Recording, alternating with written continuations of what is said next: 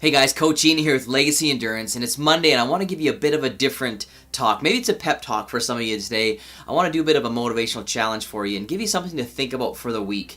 I get a lot of clients that talk to me about sort of how do I stay motivated, how do I stay pumped up, how do you stay grinding when it gets tough, and how do you really sort of go to that next level? Lots of questions. They often look to me as a running coach to motivate and inspire them, and the reality is there's only one person that can motivate you, and that's the person you're staring at in the mirror morning after morning. That's the person that's going to gut check you when it gets hard and you really have to really grind to keep going forward. But what I wanted to think about and talk to you about today was the power our minds have over all of the outcomes we have in our lives.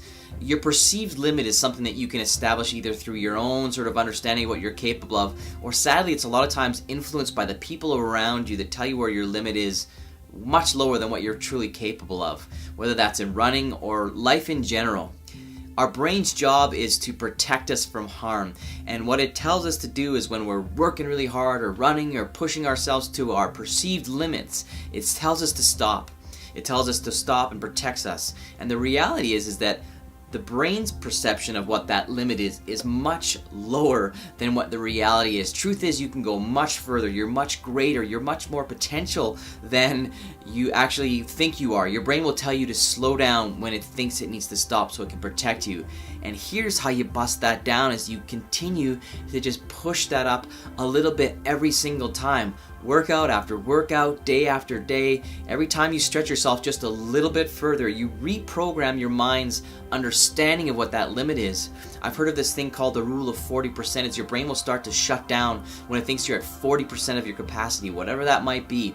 Every time you reprogram that, it recalibrates and understands that 40%, oh, well, maybe that's here now. Oh, maybe that's here now. So your true potential is so much higher than you and your mind believe. So the point is, continue to push yourself, continue to explore your limits. Don't let yourself or the people around you define what your limit is, because it is so much greater than you think it is.